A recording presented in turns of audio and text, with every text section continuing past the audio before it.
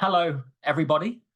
As you slowly make your way into the room, good morning, good afternoon, good evening, wherever you might be in the world. Hello to you. Again, welcome to the second session of this webinar series. I hope you did join us and enjoy our previous session last Thursday. And today is session 2, which of course will be followed by session 3 this coming Thursday. Hello, everyone. I'm going to keep my eye on the chat in the meantime. And to make sure your fingers are working and everybody can hear me clearly, I have one question to ask you. Tell me something that makes you happy. In the chat, go ahead and tell me something that makes you feel happy. Your students' progress, says Krill. And again, I apologize for any mispronunciations in names. Food, of course. Money, says Tweet. Money and holidays. Cats and dogs, says Macmillan Education. I wonder who that could have been. Weekends. Oh, God, yes. Weekends, very happy. Family. This online training makes me happy, says Denai. Thank you so much. What about pets, of course? I love dogs. I'm a dog lover. And I would love a dog as a pet, but my wife isn't so keen. Exercise makes you feel happy, Martin. And I'm with you on that, 50-50. I don't enjoy doing exercise, but I completely agree. Once I've done it, I feel good for it. Chatting with someone, good sleep, says Eden. I do lack that good sleep. Friends and family, lovely. So again, welcome to today's session, Macmillan Education's second in our series of webinars. Before we get going, let me just do a little bit of housekeeping. So allow me to share my screen with you. So of course, in this series of webinars, we have been looking at cultivating curiosity within the classroom. So some innovative approaches to language teaching, and of course, that professional development, which is hopefully why you've all joined us today. So as I mentioned, a bit of housekeeping. And the first thing I would like to do is just walk you through what we have planned for this upcoming calendar year. We've got the seasonal webinars, okay, tried and trusted. You join us every time, and we do thank you for that. We've also got a few new things this year, as you see popping up right there. We've got a lesson plan masterclass, okay, where we will be talking you through and guiding you through a particular lesson and different tasks within that lesson, and building bit by bit a lesson plan that you can tailor accordingly to your needs, and some just needs and suggestions from our experts here at Macmillan Education. We also have ELT Unplugged, which is our new debate series. So join us for that later on in the year. And of course, don't forget to follow us on all our social media and networks. So if you are in China, scan that QR code now for WeChat, but also anywhere in the world, feel free to scan the Facebook QR code and join us at Macmillan Education Asia. And of course, if you're interested in any products, don't hesitate to contact your local team.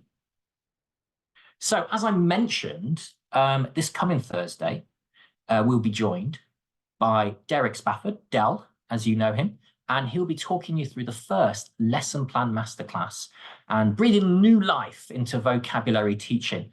So please scan that QR code and please join us for this Thursday session on the 28th of March. And that brings me gladly to today's session, where Super, for the next hour, will be talking you through the following topic, Cultivating Communicators, where she'll be fueling curiosity with the use of functional language strategies. So I will be quiet. I will stop sharing my screen. Super, it's over to you. Thank you very much, Blue, for the great introduction. And yes, do stay tuned for the upcoming Dell session as well. So I am going to share my screen with you to get started on this exciting topic about functional language. Not sure if you have joined the Blue session last week. He talked about like authentic language learning, right? Authentic materials that we can use to make language learning exciting and like meaningful. And today I am going to follow this like topic and continue with another strategy we could use to make your language teaching and language learning more real life, more communicative, and more meaningful with some functional language. Okay, so while I'm going through the session with you, please, yeah, interact with me very, very actively in the chat because I'm going to give you a lot of tasks, a lot of questions. Yeah, don't hesitate to share your answers or your thoughts, your ideas in the chat and going through the whole session with me this way, okay? So let's get started with some warmers. Yeah, first of all, because I would like to say thank you for coming to today's session. Yeah, thanks a million, thanks a lot, thanks a bunch. And could you please give me more different ways of saying thank you in the chat? Yeah, to express gratitude, express maybe appreciation to everybody around you or everybody who shared like ideas with you in today's session. Can't thank you enough from Amir. I am thankful from Kirill and highly appreciate. Cheers, yeah, from Tan.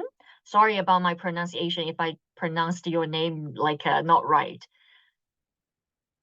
Dank? What is dank? Is it like another way of say thank you in your language, in your place? Let me know. I am grateful, tremendously appreciate. Yes, German. Thank you very much, David, for letting me know. Dank in German. Yes, yes, very good. Great. So you're giving me a lot of ideas of saying thank you in different ways, right? So let me show you some of my here. Yeah, I can't thank you enough. Someone has mentioned you are the best. You are a lifesaver. Or what could I do without you? How can I ever repay you? Oh, I owe you. So these are like different ways to express different levels of gratitude or appreciation, right? I will never forget this. You rock. Much appreciated. Thank you for everything. Cheers. So there are so many ways. You made my day. Yes, from Wayne. Yes, that's another way of saying thank you and express your gratefulness. So this is actually one example of like a functional language can be used to perform a certain function, right? There are many different languages, phrases, or idioms, or like grammars, vocabularies can be used to perform a certain function to express your gratitude. Very good. Thank you very much for your input. And the next task for you is, could you please, yeah, rank the following ways of express like sorry or apologize to someone in terms of the level of language complexity, from maybe the easiest to the most like complex one of saying sorry, of apologizing. 24135 from Rosinta. Very, very quick. Let me see if it's right. Any different ideas? Any different ideas? I think it's very, very from easy to complex. I think I'm sorry is definitely the most like obvious one. It's very easy, right? I'm sorry. And the second one could be I really am very sorry. And then goes on to, oh, sorry, I should apologize to you. And moving on to, that was silly of me and it won't happen again. Yeah, the level of language, like linguistic complexity goes up, right? And at the end, I can't say how sorry I am about this. I hope you will forgive me. Yeah, more different like languages are used, structures and yeah, different like tenses and different like vocabularies are included in the way of saying sorry to someone. Yes, I think you've got it right, and also it's very close. Some of them can be really really close to each other, but in terms of the linguistic complexity, yeah, we can see there is a tendency that we use like a more complex language to express the same like function, to perform the same function, which is apologizing. Yeah. So again, yeah, you did a great job. Thank you very much for your answers in the chat.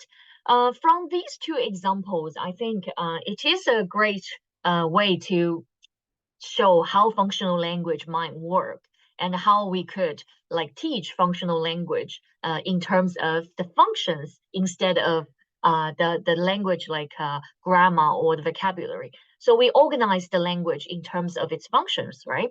So now let's have a look at today's agenda. So we're going to start by explaining what functional language is, yeah, giving you more definitions and examples, and followed by some discussions about the benefits of using a functional language approach in your English language classroom.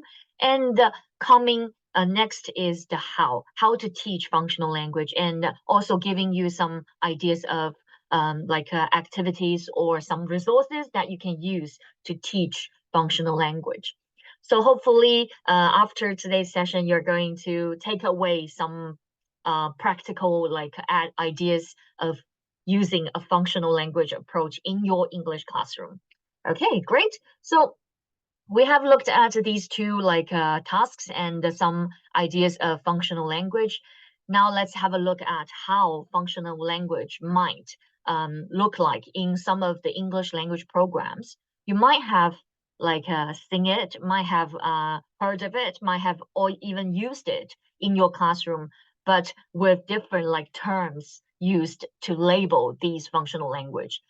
Usually, functional language means there is a syllabus in your English language, like course book, that focuses on the spoken language in different social contexts to perform different functions in some social contexts. Usually spoken, but sometimes could be written as well.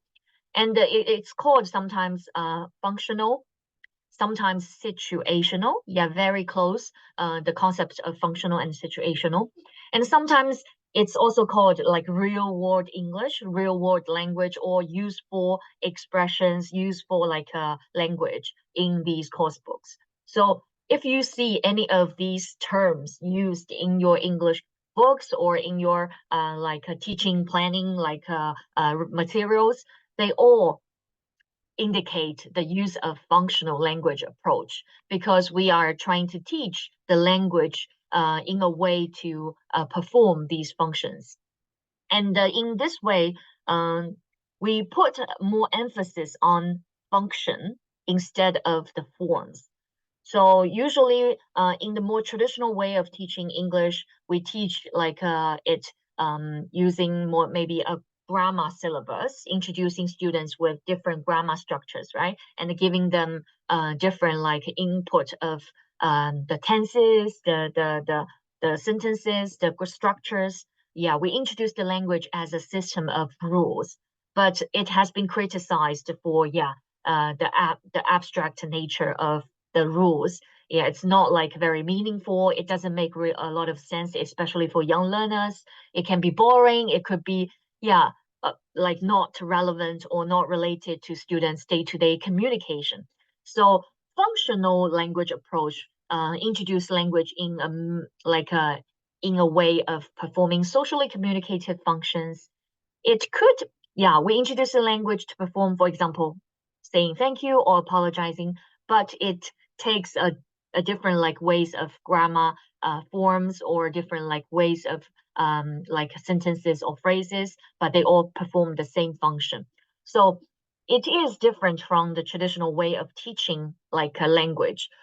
Instead of using one single way of teaching English, now the trend is we combine different ways, different approaches together to have a balance between function and the form, to introduce the form at the same time, giving students more exposure of functional language, to give students, more meaningful context of using the language in their real life.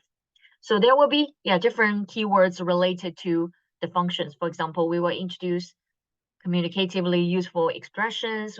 They perform meaningful purposes or authentic functions. It's related to the real world. It helps with fluency. But when we teach grammar, when we introduce the forms, it's more about grammatical structures. It's more going to help with students' accuracy. So a balance between form and function is the key idea behind today's English language programs. Yeah. Yeah, Glory is saying language that is needed in different day-to-day scenarios. Yeah, that is about the functional language, right? So with this like background knowledge about functional language, I'm going to invite Dell. He's going to give us some examples of functions that we perform in our day-to-day scenarios. And in the chat, could you please give me some examples of your day-to-day functions that you are going to perform in the real life as well? Yeah, so in the chat, share some of the functions you can recall at the moment to greet somebody. Yes, to say hi, right? To greet somebody. And also anything else? Command, yeah, to give like commands or give like instructions to someone. One, go shopping, to compliment, to apologize, to buy things, to agree, disagree, to monitor. Yes, these are all very, very good examples.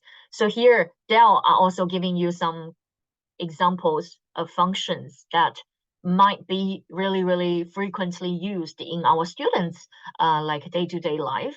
Yeah, including making requests, giving instructions, expressing opinions, or agreeing, disagreeing, or making comparisons, showing like gratitude, like thanking or apologizing, and also more specific, like asking for directions, describing somebody or some places, giving personal information, or extend an invitation and stuff like that, even like talk to someone on the phone.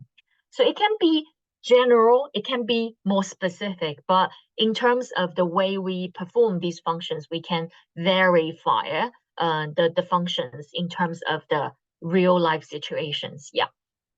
So there are many, many functions that we can teach and we can include into our English language teaching syllabus. So it's also very benefit for us to include these functions because let's have a look at the benefits. Yeah, understanding why we should include functional language. So here is one like research based on one of the most famous like English language teaching experts, Scott Thornbury. So he gives us like a picture of what a spoken language, the nature of a spoken language. We can see there are like a core spoken grammar, a core vocabulary, but that's not enough, right? We also need to include like common spoken linkers, for example, so and but. We also need to have the core phrase book of chunks, language chunks, like the phrases, the idioms, the the the the the the, the the way like language can be used together instead of single words or single grammatical structures, and some vagueness expressions like some of, a little bit, sort of, yeah, to make sure our language sounds like a less assertive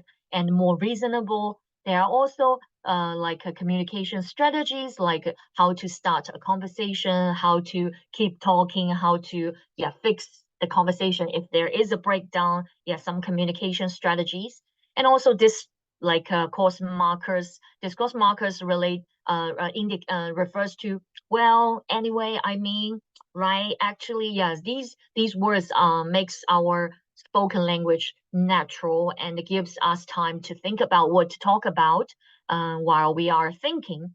And some back channeling devices means the verbal signs by the listener, used by the listener to indicate interest, attention, and surprise. Yeah, to keep that interaction going on in the conversation. So apart from the grammar and the vocabulary, if we want to speak fluently, if we want to be a great like a communicator, we will need to include more than grammar and vocabulary in our speaking lessons. So functional language can bridge that gap, can help you with the like the other elements from this list.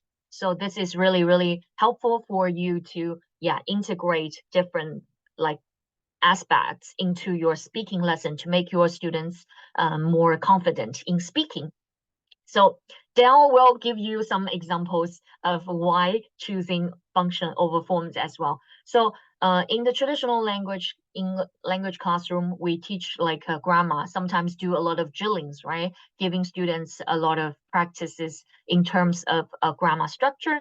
But we have recognized the inefficiency in this approach. So we want to give students more like a different ways of learning English to give them more confidence in real life communication like this. So we don't want to teach the grammar as a system of rules. Instead, we want to give them more ways of using language in different contexts and performing different functions. Yeah, for example, if you see this picture, if we want your students to talk about experiences, can you make a question using this picture? Yeah, talk about experiences. Can you make a question using this picture? Have you ever seen a ghost? Or what is it? What is it wearing?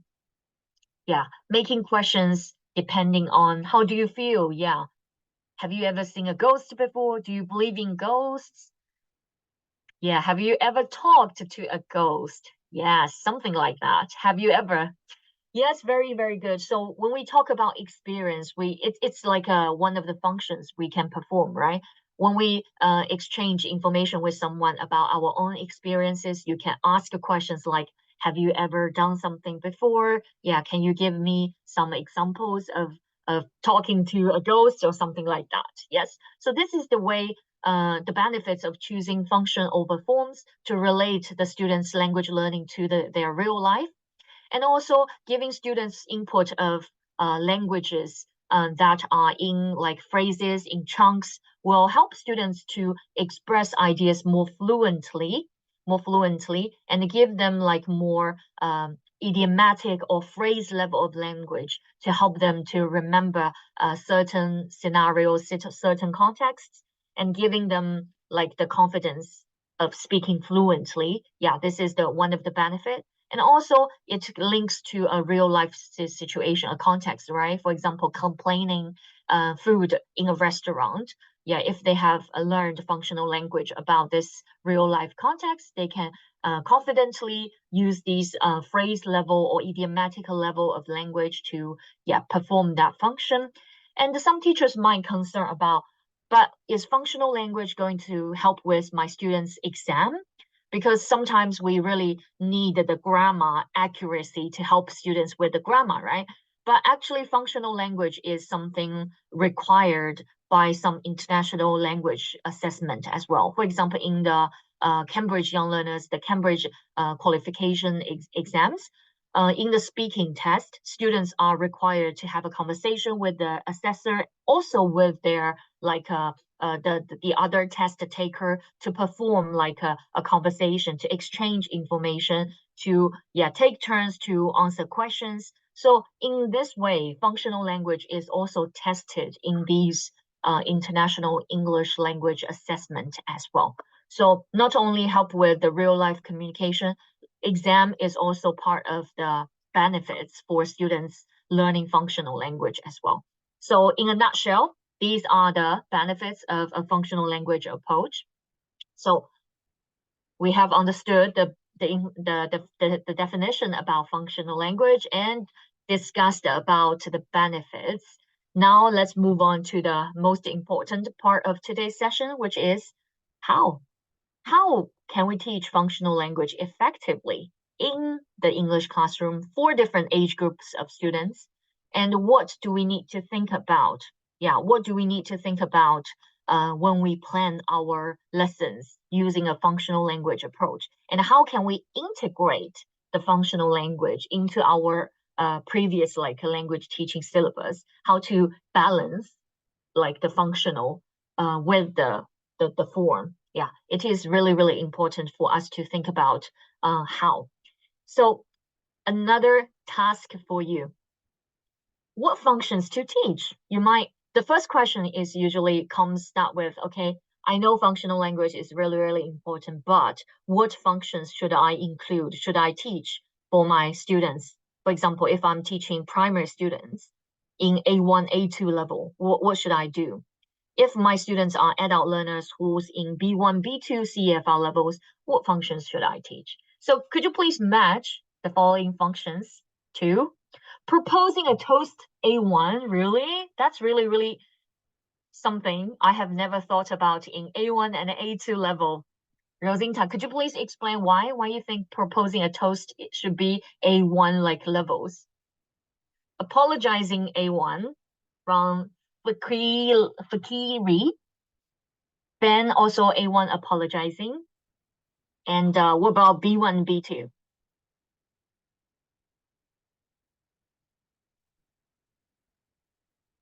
C1 accusing, A1, B1 accusing denying B1, B2. Yeah, what about C1, C2? Proposing a toast. Yes, I think some of you agreed with me in this matching activity. So actually, in terms of how frequent we use these functions and also how complex the language is of performing these functions, we can have a rough like a dividing of these functions into A1, A2 level, B1, B2 level, and C1, C2 level. So apologizing, accepting apologizing is actually very, very common for every day-to-day life, right? So it's like very frequently used, even if students in primary or pre-primary like schools, they apologize every day or accept apologizing every day, right? So A1, A2, yeah. But for accusing, denying, and admitting, it's slightly more cognitively challenging concepts and functions for students to perform.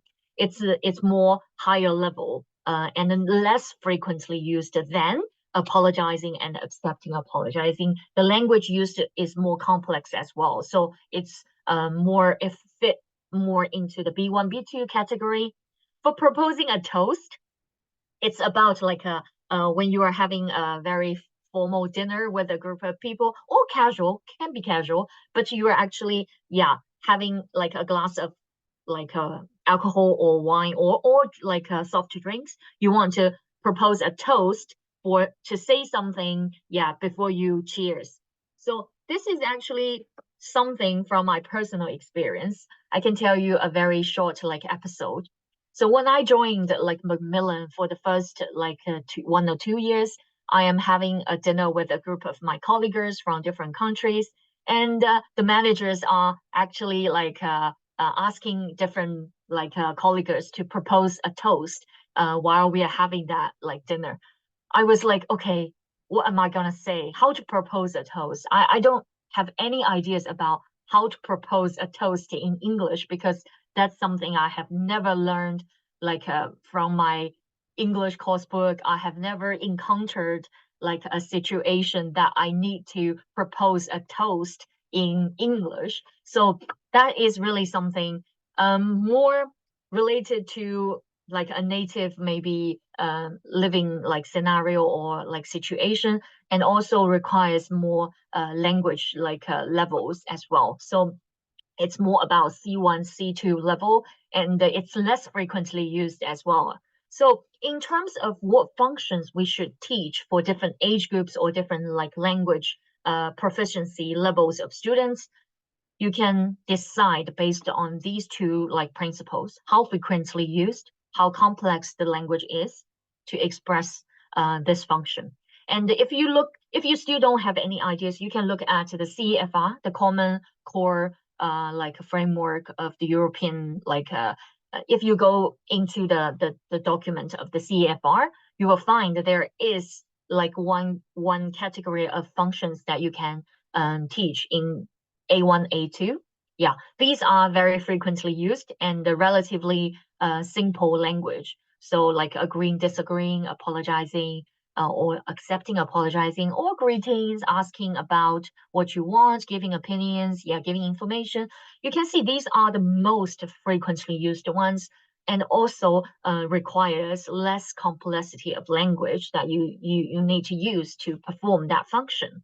And while it goes up to B1, B2, there will be something more challenging. For example, accusing, denying, admitting, yeah, asking, talking about intellectual attitudes, or attracting attention, expressing degrees of certainty. You will see there will be more specific functions going on, more subtle differences of opinions or language that will be used to perform these B1, B2 functions. And when we get to C1, C2, it's even like more less frequently used, less like more related to a native speaking country situations can be a little bit distant from day-to-day like use of these functions for a L1 or for L2 or foreign like language learner, like proposing a toast. Okay. So if you are wondering what functions you should teach, you can refer to the CFR like framework, especially for the functional language category. This can be a really good like a reference for you to get started with choosing different functions for your English classroom. And there are also 4 things you need to consider about teaching functional language, because it can be something we have never thought about when we teach grammar or vocabulary. When we teach functional language, the first thing we need to think about is the intentions. So when we perform a function, whether what like intention are we trying to do in this conversation? Are we trying to make some like interactions, or are we trying to get something down? Yeah, the intention. What meaning do people want to make? Also, the context and the setting, which means where and when. What kind of situation, what kind of context is this conversation going to take place? And who is communicating? So if you're communicating with your manager or even your teacher, your grandparents, so the power relation between the two parts of the conversation is also something you need to think about. And then lastly, the format and the medium and the style. For functional language, for most of the time, we talk about like speaking language, the spoken context, but sometimes written context is also part of the scenario. Yeah, what kind of style, what kind of medium of the language are we going to focus on should be considered as well. So giving you some examples for intentions. If you're performing an interactional like function, for example, you're having a small talk with someone, you're chit-chatting with someone, you're socializing, you're just exchanging some information. For example, you talk about the weather, right? If you meet someone, yeah, if you don't know what to talk about, you talk about the weather, you're interacting with someone instead of getting things done. But if you're having a transactional like function, for example, you're going to make an appointment with a doctor. So this means you're not only interacting, you're also getting some things done. You are making an appointment. So the intention is the first thing we need to consider. The second is about the context. First of all, we need to think about the level of formality. The politeness and the directness is the key here, because when I first went to the UK for my higher education degree, I realized that like a lot of like foreign students don't really know how to speak like politely, don't know the way to differentiate of asking a question to someone you are not familiar with, because we have never learned about the context and the setting about using certain functional language. We have learned the grammars, the sentences, but not thinking about without thinking about the context. So the politeness and the directness is something we need to think about the language, and also the topic area. Yeah, the specific language, the vocabulary and the conversations we will need about certain topic area. And the power relationship can be unequal, if one is like more powerful and the other one is less powerful, you will probably see like imperative forms giving like commands, or from the other way around, it can be tentative, like this. You're using like really tentative like forms of language to sound less assertive, less like impulse in the way to make the relationship like work.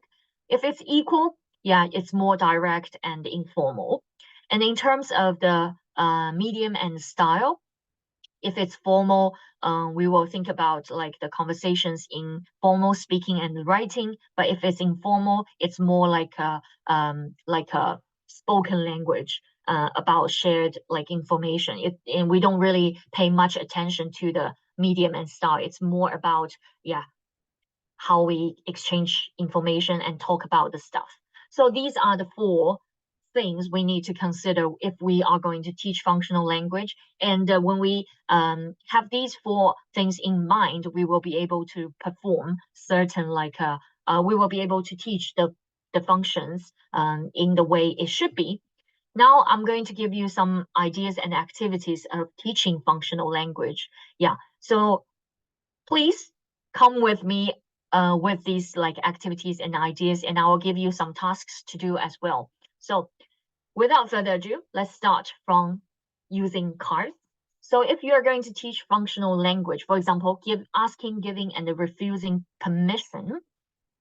So this is one of the most frequently used like functions in our life, right? You can ask permissions from your teacher in the classroom, ask permissions from your manager, your boss about something, yeah, stuff like that. So we can use cards to like practice and apply this type of functional language in the classroom. Yeah, so this is an activity you can use to for A1 to A2 level students to practice asking, giving, and refusing permission. Use cards as prompts. And the language we're going to use is, may I do something? Yes, you may. No, you may not. Yeah, so this is the focus of the language, the functional language here. So the preparation is quite simple. You just need to prepare some cards with some permission prompts on the cards. So for example, leave the class early, take this chair, have someone more have some more ice cream, borrow your calculator or stuff like that. So this is more related to the classroom like context, because we're teaching like to A1, A2 students in the primary school. But of course, you can change these functions into different content to fit into your classroom. If you are teaching them to adults, you can make them to like office context. Yeah, consider about the context and include different content if needed. And after making these cards and cut them into pieces, and then on the back of these cards, you're going to put either a tick or a cross on the back of these cards, okay, on the back of these cards. And then you're going to give these cards to your students. So give each student a card. Yeah, on one side of the card, it is the prompt for that permission. And on the other side there, it will be either a tick or a cross, okay? And give them a card. Before you do the activity, you go through the language they're going to use. May I leave the class earlier? And go through the ways of giving and denying permission. For example, yes, you may, no, you may not. And then explain that on one side of the card is the permission prompt, and on the other side is a tick or cross. So students will hold one card. So the permission prompt is facing towards themselves. So for example, if you're holding a card, so you're facing the prompt card to yourself, and the cross and the tick side will facing away from facing someone who's talking to them. So you will see the prompt, and the other part will see the tick or the cross. So the students are going to go around the class and asking, giving, and refusing permission with as many partners as possible. So if the student sees like a tick on the back of the card, they are going to say, yes, you may. If they see a cross, they are going to say, no, you may not. So for example, I am going to go across the classroom and with this code holding this way, and I'm going to ask a partner, may I leave the class earlier? And if there is a cross here, a tick here, the other students are going to say, yes, you may. And if it's a cross, they're going to say, no, you may not. And then repeat this ask activity by asking students to hold their card the other way around. So they're going to show the prompt to their partner, and their partner are going to ask their prompt, and they're going to say yes or no. So in this way, the students are going to ask all the prompts with different partners. Yeah, they will have the opportunity to practice all these functional language with different partners every time they have a conversation with a different partner. So this is one of the card activities you could do with your students to perform or to practice the asking, giving, and refusing permission function with primary students A1, A2 level. But you can always like change the content for more like office context, or even university context or family context. Yeah, depending on your students' English level and also their age group, you can change these content into different like functional languages. Okay, and this type of activity is actually like one of the information gap activities. So I'm going to give you more examples about information like gap activities from one of our course books called like Share It. So in Share It, we actually have prepared a book called Share Book. In this Share Book, it's all like about information gap activities students can do to perform functional language.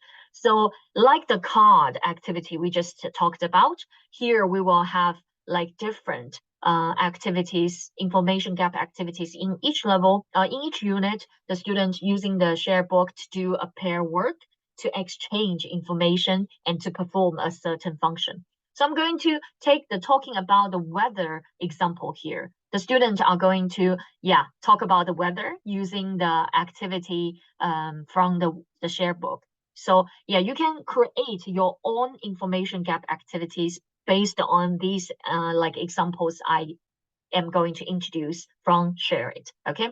So talking about the weather, how do we create an information gap? By giving two students two worksheets.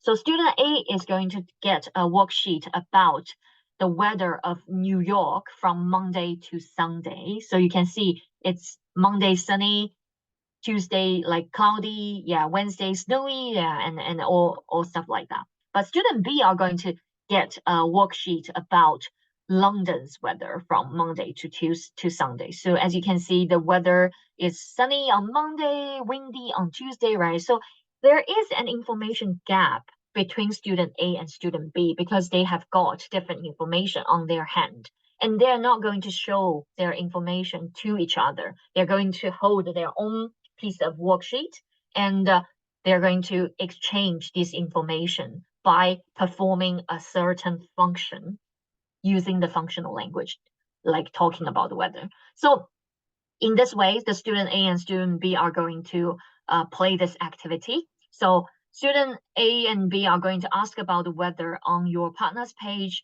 and check if the weather is the same. If it's the same, write a tick. If it's not the same, write a cross. Take turns to ask and answer. So the students will be asking about what's the weather like in London on Monday? Oh, it's sunny. How about New York? Same. Then a tick. And going on, what's the weather like in New York on Tuesday? It's like it's cloudy. How about in London? No, it's like it's windy. It's not cloudy here, so cross. So in this way, the students are exchanging information at the same time using functional language to perform a real life like a task. And also, if you want to make it even real, you can like change the weather into like cities in your country, in the place you are living. Make it more real by like introducing more students like personalized like context and situation into these tasks will make it even more realistic, real life. Yes. And you can also include like activities like asking for and giving directions. So here, student A and B are going to get a worksheet like this. This is a map, right?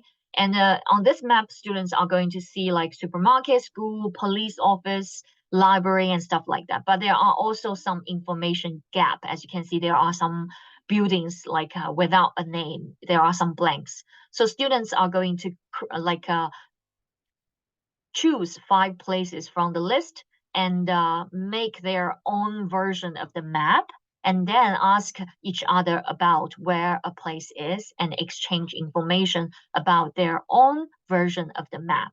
And there will be some languages they're going to use. Okay, where's the museum? It's on the right across the zone. And where is the post office? Is it here? Yes, it is. So these are the functional students are going to use for asking and giving directions. And by creating this information gap, students are going to, perform these functions by using these information gap activities. And also there's another one, you can give student A and student B 2 different like maps. As you can see, the information gap, it also exists, right? Students are going to find the blank like ones in their own like map and exchange information with each other to get the whole map like complete. Okay, so this is about asking and giving directions using information gap activities.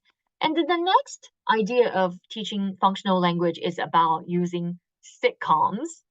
I believe you are all big fans of some of these like sitcoms. Yeah, can you let me know in the chat which one is your favorite? Which one maybe you have used in your English language learning journey to improve your language, to improve your English? Friends, yeah, that's one of my best favorite as well. The Big Bang Theory, yes, or the Shin Field, and any Modern Family fans, yes. The Office, the UK version, yes, and some other more like The Simpsons. Yeah, there are a lot of like sitcoms that we have been like learning English together, growing together with, right?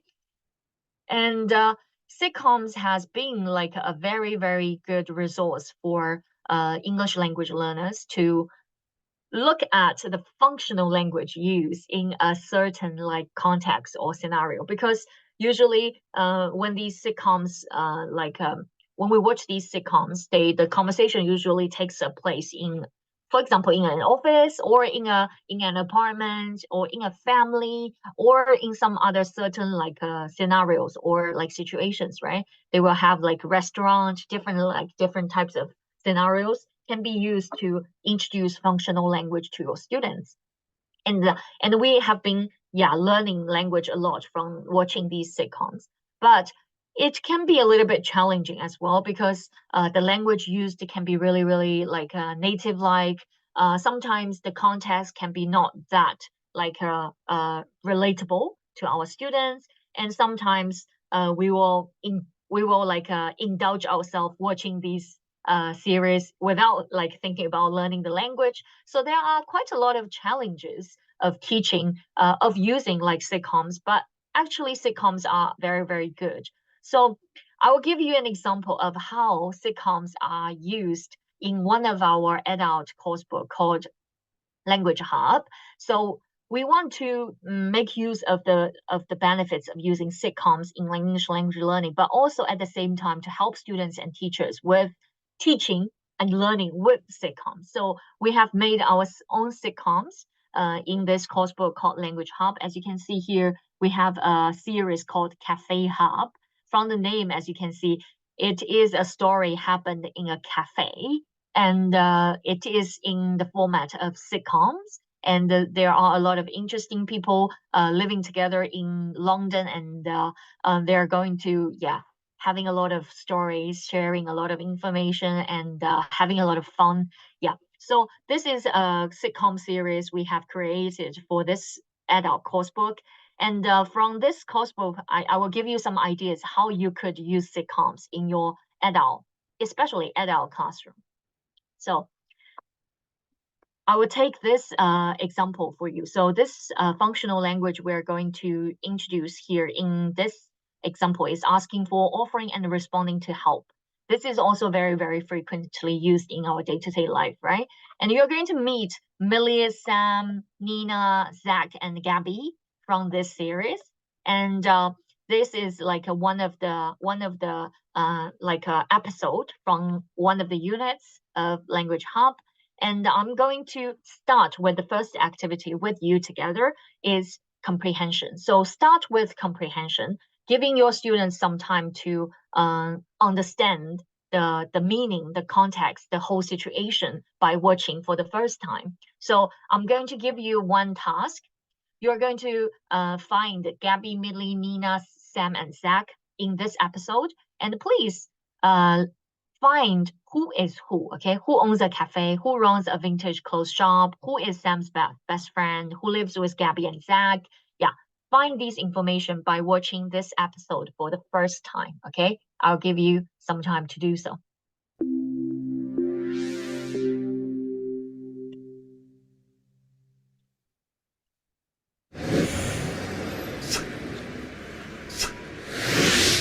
Hey, I'm Sam. This is my cafe. This is Millie. She runs Oh, sorry. a clothes shop. She's dating Zach. He's my best friend. This is Nina. She's a lawyer. Hi. And she lives with Zach. And Gabby. This is Gabby. She likes taking photos. And smile. Smile. Smile more. Even more. Oh, even more! How's this? Oh, too much. Stop. Good. Good, perfect. These photos will look great on your new website.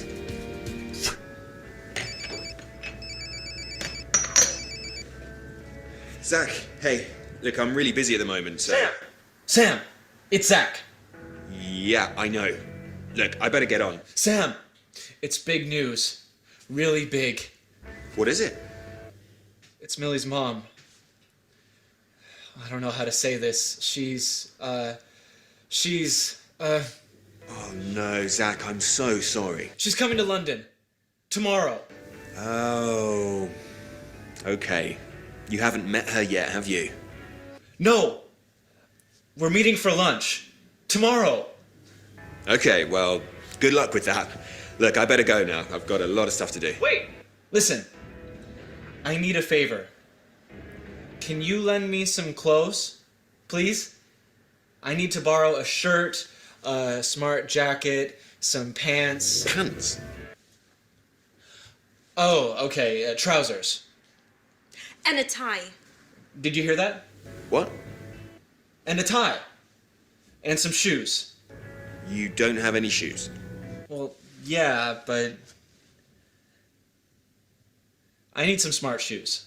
Sure, I can give you a hand with that. Thank you so much. That would be great. You're a legend. I am. Shall I bring some stuff round to the flat later? That would be awesome. I owe you one. You owe me more than one.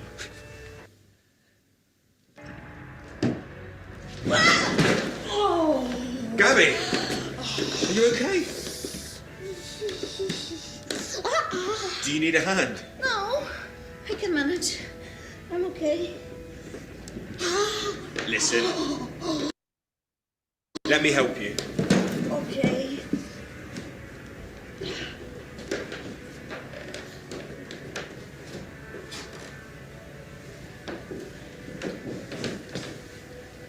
I think it's okay. Well, does this hurt? Yes, I think you have got all the answers, right? So we're not going to finish the whole video here, but as you can see, this is like one type of sitcom style like videos we have created for this course book, and this is like quite like a real life because of group of international friends living together and having their conversations in a very real life scenario. So this can be the first step, starting with comprehension, and then the next step for using videos in your classroom, I think, because they have watched the video and looking at Zach asking for help, right? Asking for a favor from Sam, and you can ask your students to create their own scenario or their own context of using this type of functional language. So imagine you wanted to borrow the items in the box. Who would you ask and why?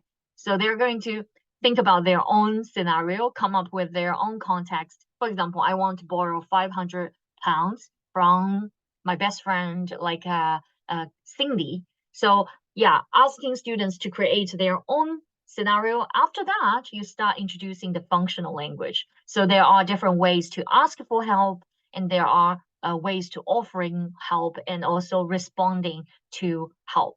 So giving them the scaffolding of these languages, and at the same time, some useful phrases they can use to ask for help or responding to help or offering to help. Yeah, giving them these languages to use, and based on their own scenario, their own context, yeah, come up with the conversation that they're going to have with the one they're going to ask help for. Okay, and also don't forget to have a focus on pronunciation, because in terms of functional language teaching, we sometimes need to think about very subtle things. For example, if you are asking a question, asking for help, the intonation can be really, really different when you are offering help. So can you tell me, when you are asking for help, the intonation goes up or down? And while you are offering help, the intonation goes up or down? Yeah, can you let me know in the chat? For example, can you lend me some clothes? Is it going up or going down? Going up, right? Because you're not sure, right? You're not sure about whether someone is going to help you or not. So usually the intonation goes up. So you need to let your students know as well. Can you lend me some clothes? Can you lend me 500 pounds? Or if you're offering like help, you probably will go with, can I help you with that? Can I help you with that? So it's more of a like a assertiveness, right? Yeah, you don't need to raise your intonation, so it goes down by offering. Yes. So have a focus on the pronunciation, like the intonation will really help with the functional language teaching as well. And at the end, you give your students time to work in pairs to perform that function, that conversation, and think about, yeah, what kind of things they can do in their real life. Yeah, and perform to the rest of the classroom, giving them some time to, yeah, experiment and apply the functional language they have learned to a real life situation. Okay, and also for lower level students, using videos can really helpful as well. Not sitcom sometimes, but a real life like a presentation of the language can be really helpful. This is an example from another primary course book from Macmillan Education using videos. So as you can see, the students are asking about directions, right? So we introduce a video as an example for students to watch and to observe. And in this way, the students know how this functional language is going to work in this situation. And I'm going to give you some quick ideas as well. So you can show this picture to your students and ask them to guess what's going on in this conversation, and explain the situation and also link to a real life context to make sure the students know what function they're going to perform in this video. And introducing the functional language, the vocabulary they're going to use, the phrases, the structures. Yeah, pre-teach these functional language to give them some confidence before they start watching this video. And then you play the video for the first time to ask students to note down the places they hear from the video, because they're talking about a map and giving directions, right? So you start from comprehension, start from some simple activities by noting down some places they hear from the video. So giving you a short clip from this video. How do we get to the sports centre from here? First, we go straight on to the hospital. Okay, go straight on to the hospital. What next? And then... So this is like the video. It shows students like the context and the conversation using like their peers. So in this way, they will be understand how the conversation takes place. And after watching for the first time, you can play the video for the second time and ask a student to mark the directions on the map, and also play the video for the third time and ask a student to do the role play afterwards. Yeah, they will imitate what they watch from the video and do a role play. And after that, you can in pairs ask your students to choose another place on the map and use the functional language to create a new dialogue. You as a teacher to monitor the process and provide support where necessary, and also invite different pairs to present their role plays to the rest of the class. And if you want to make it even real, you can use a real map and ask your students to ask for directions to their home or to other places in the city or in the town they're actually living in. So make it even more like real life. Okay. And lastly, I want to give you one more idea about using like projects in your classroom for teenagers. So functional language you can use to like perform like for teenagers. Project can be a great idea. So giving one example from Get Involved, yeah, taking more like maybe 3 to 5 minutes to give you this final idea. So for example, this project focuses on the students making memes of things for their classmates to do before they are 18. So as you can see, we have the learning outcomes here. So these functions we're going to perform is interview about others' experiences. So talking about experiences and also working together as a team to achieve goals. So these are the two functions we are going to introduce and perform in this project while students are doing their project work. So with these functions in mind, you can, while students are doing the project, you can have a focus on the functional language. So for example, you teach your students how to interview others about their experience. So you start with talking about experience, you introduce these key phrases and questions and language they're going to use to general interview or questions about experience and abilities, talking about your experience like a language and phrases. And after that, the other function we are going to perform is about how to collaborate together, work together with someone to achieve some goals, right? So by working together, they need to, for example, how to like talk about with each other about their roles and responsibilities, and how to give ideas, give feedback to each other. So there are some functional language they can use to work together as a team and to achieve the goals together, right? I think we should include, I'm not clear about this. Let's talk about this more before we decide. Okay, do we both agree? So this is more functional language about how to work as a team and how to move on by exchanging opinions and giving feedback to each other. So this is some functional language which is more related to certain scenarios these teenagers are going to work in a project. So in terms of functional languages for teaching more like abstract context, for example, how to collaborate, how to be more creative, how to communicate, and how to think critically. So there are a lot of functional languages that can be used for teaching 4 Cs. So collaboration, creativity, communication, and critical thinking can also be a context and a scenario where students will need to use functional language to perform a certain function. So I think this is like more of a different idea of functional language in your classroom. So using projects can be a great idea of teaching like a functional language for teenagers from this example.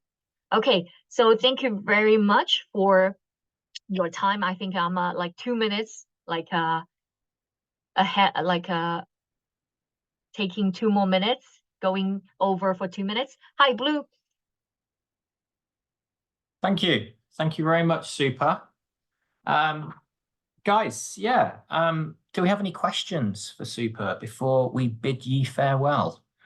Any questions? Feel free to put them in the chat. We'll try and keep them quick, keep them snappy and short.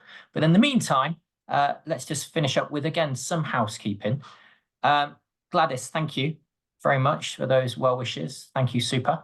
Again, we are interested in your feedback. We appreciate it. We use it. So please, if you could spend 2 minutes of your time and just scan the QR code and leave with us some feedback with regards to today's session and anything you'd like to see from the Macmillan education team in the future.